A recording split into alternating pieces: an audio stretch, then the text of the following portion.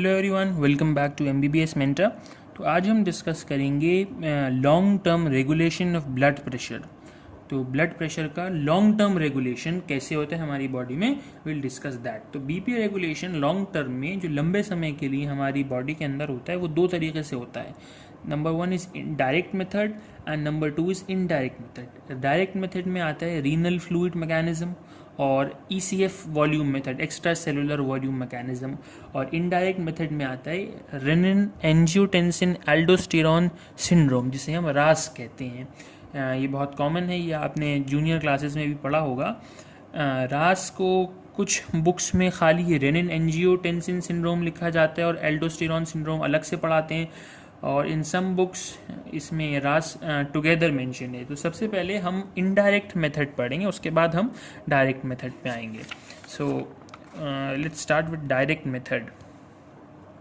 So direct method में क्या होता है, the first step is suppose कि आपको इंजरी हुई, चोट लगी और खून बहा, तो then your body will face blood loss होगा।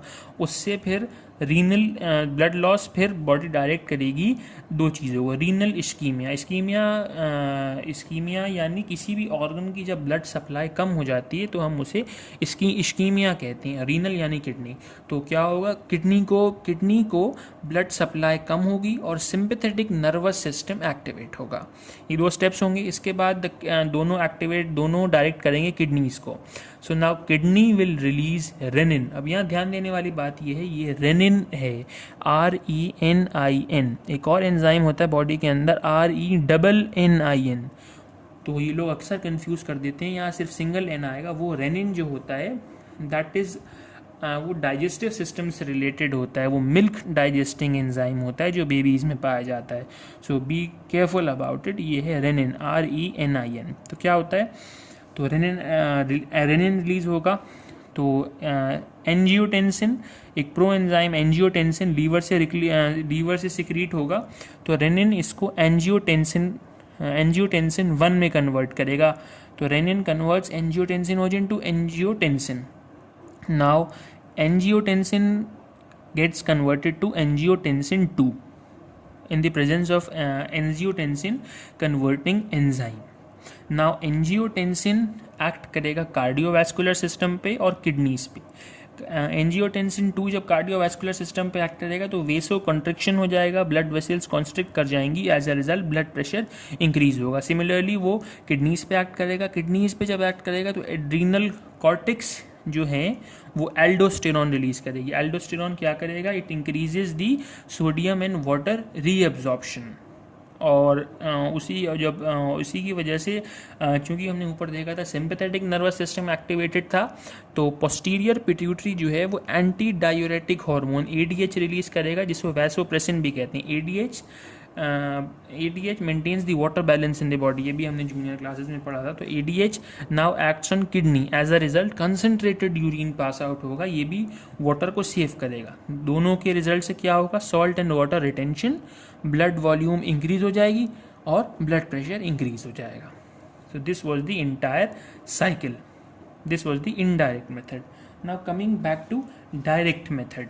डायरेक्ट मेथड में क्या होता है, डायरेक्ट मेथड में ब्लड लॉस, सबसे पहले क्या होगा, इंजरी या हेमोरेज, आपको चोट लगी और आपका खून बहा, blood loss will lead to renal ischemia. Of course blood supply to kidney कम हो जाएगा, जब ब्लड सप्लाई कम होगा तो फिल्टरेशन रेट भी किडनी का कम हो जाएगा, उसी वजह से वाटर और इलेक्ट्रोलाइट का रीअब्जॉर्प्शन होगा, पहले जितना ज़्यादा यूरिन में एक्सक्रीट नहीं होगा।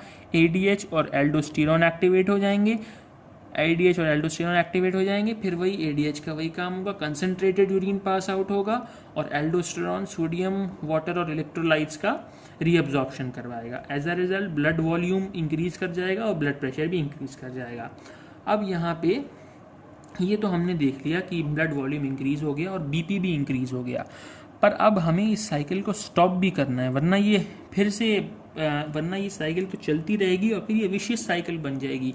ब्लड प्रेशर इंक्रीज होता जाएगा और it will eventually result in fatal condition हो जाएगी, ब्रेन हैमरेज हो जाएगा अगर BP ऐसे इंक्रीज करता रहेंगे।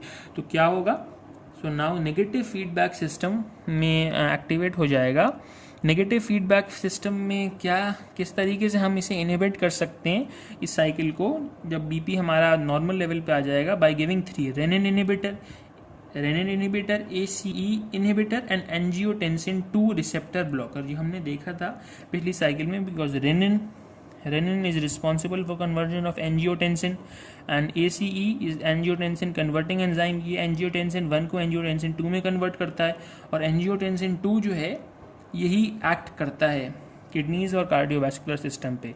तो फिर हम इन तीनों को हम अगर ब्लॉक कर देंगे तो बीपी हमारा नॉर्मल लेवल है उससे ऊपर नहीं जाएगा। So this was the long term regulation of blood pressure. मैंने बहुत ही ज़्यादा आपको सिंपल वर्ड्स में एक्सप्लेन किया है, और आपके कोर्स करिकुलम के हिसाब से बहुत अच्छे फ्लो चार्ट्स के फॉर्म में। Hope you find it interesting and helpful. Thank you for watching this video, and if you did like this video, please do subscribe, share, comment and like. Thank you. See you soon.